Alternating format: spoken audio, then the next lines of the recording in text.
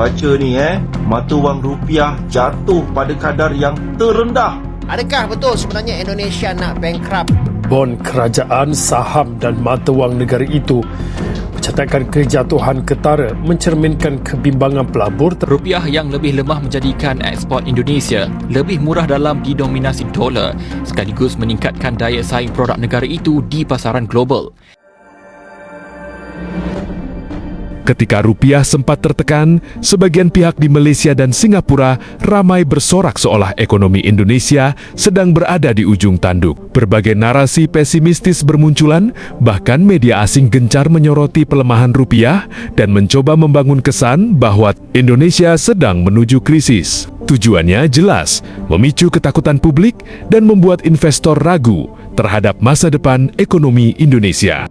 Namun roda berputar lebih cepat dari yang mereka perkirakan. Saat ini rupiah makin menguat, IHSG kembali bergairah, dan kepercayaan investor terus pulih. Narasi yang sebelumnya digunakan untuk meremehkan Indonesia perlahan runtuh dengan sendirinya. Di media sosial, gelombang respons dari netizen Indonesia pun bermunculan, membalas berbagai sindiran yang selama ini diarahkan kepada Indonesia.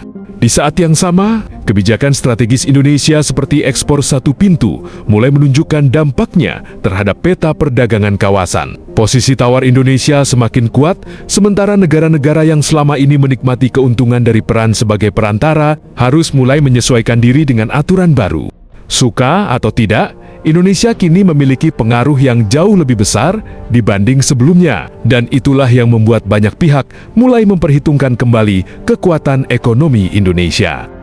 Baca ni mata wang rupiah jatuh pada kadar yang terendah. Pasaran kewangan Indonesia terus tertekan pada Isnin apabila bon kerajaan, saham dan mata wang negara itu mencatatkan kejatuhan ketara mencerminkan kebimbangan pelabur terhadap pengurusan ekonomi kerajaan serta ketidaktentuan dasar.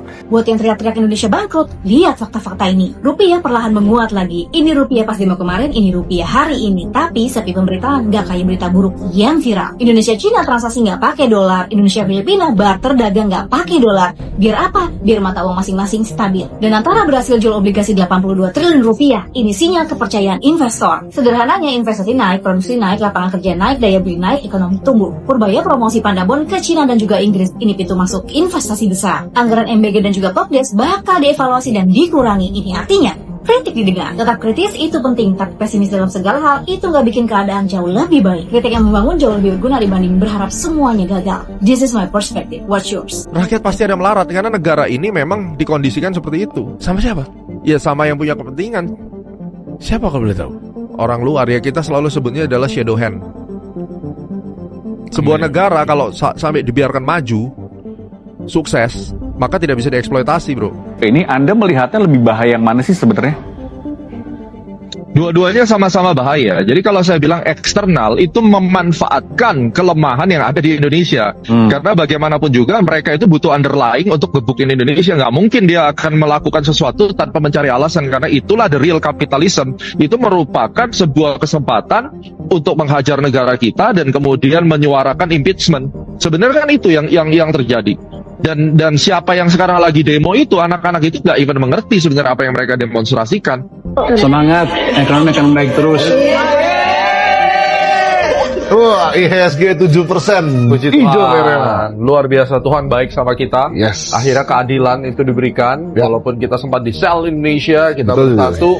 Astronaci maju paling depan memberikan gambaran. Makanya lu nggak usah heran, harusnya begitu melemah rupiah, kita itu harusnya senang mendukung ada program apa swasembada pangan, ada program apa swasembada energi. Kita harusnya happy supaya kita bisa merdeka dari jebakan mafia-mafia impor itu loh. Tapi anehnya ya justru makin banyak influencer-influencer yang apa memerintahkan followernya buat beli dolar. Kan lu pengkhianat bangsa lu memang lu brengsek lu.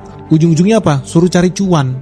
Rupiah tambah lemah, lebih baik jadi pengkhianat bangsa. Makanya mereka berlomba-lomba terima duit George Soros, dibayar pakai dolar. Seneng lu ya. Harga saham gabungan atau IHSG dan nilai tukar rupiah kembali menguat hari ini. Penguatan dinilai terjadi setelah pemerintah menetapkan sejumlah kebijakan strategis untuk menjaga stabilitas ekonomi nasional. Indeks harga saham gabungan atau IHSG melanjutkan penguatan pada perdagangan sesi 1 Jumat 12 Juni 2026. IHSG naik 157,51 poin atau 2,68% ke level 6.043,55. Sepanjang sesi 1, IHSG bergerak pada kisaran 5.952 hingga 6.057. Sentimen positif juga tercermin dari mayoritas saham yang diperdagangkan berada di zona hijau. Berdasarkan data Bursa Efek Indonesia, BEI, hampir seluruh sektor mencatat penguatan. Sektor barang baku memimpin kenaikan dengan menguat 5,95%, disusul sektor energi 5,32%, perindustrian 4,26%, transportasi, dan barang konsumsi primer sebesar 2,63%. Adakah betul sebenarnya Indonesia nak bankrupt ataupun ni adalah lebih kepada sentimen tak puas hati terhadap dasar ekonomi Pak Prabowo sahaja? Guys, pada 12 Jun 2026, Jakarta bergolak lagi apabila ratusan mahasiswa dikatakan turun ke jalanan dalam satu demonstrasi yang diberi nama Indonesia menuju bangkrut. Jadi, apa yang diorang bantah ni? Diorang bantah kenaikan harga petrol bukan berdasar subsidi, kos sara hidup yang dikatakan semakin meningkat dan beberapa program mega kerajaan yang dianggap terlalu mahal. Antara sasaran utama diorang ni adalah program makanan percuma yang dikatakan bagi manfaat kepada lebih 83 juta kanak-kanak dan juga wanita hamil. Bagi mahasiswa, kerajaan sebenarnya sedang berbelanja terlalu besar semasa kedudukan fiskal semakin tertekan akibat harga minyak dunia yang dikatakan melonjak susulan konflik Timur Tengah. Akan tetapi kalau kita tengoklah data ekonomi sebenar, cerita dia tak semudah Indonesia nak bankrupt. Indonesia sebenarnya masih merupakan ekonomi terbesar ASEAN dengan saiz ekonomi melebihi US 1.6 trilion. Kadar pertumbuhan boleh dikatakan baik iaitu sekitar 5% tahun dan nisbah hutang kerajaan sekitar 40% daripada KDNK. Dan angka ni sebenarnya adalah jauh lebih rendah berbanding banyak negara maju yang ada nisbah hutang melebihi 80% daripada KDNK. Jadi daripada sudut kewangan negara, sebenarnya Indonesia ni masih jauh daripada kategori bankrupt lah. Apa yang tepat adalah kerajaan Indonesia sebenarnya tengah berdepan satu dilema besar antara nak terus memberikan subsidi, membiayai program kebajikan berskala besar ataupun kawal defisit fiskal supaya tak terus melebar. Jadi pada pandangan saya lah, protes ni dia lebih mencerminkan tekanan yang dirasai oleh rakyat biasa berbanding resiko sebenar negara Indonesia yang menjadi bankrupt ataupun muflis lah. Bila harga minyak naik, harga barang naik dan juga peluang pekerjaan pun akan terasa makin mencabar.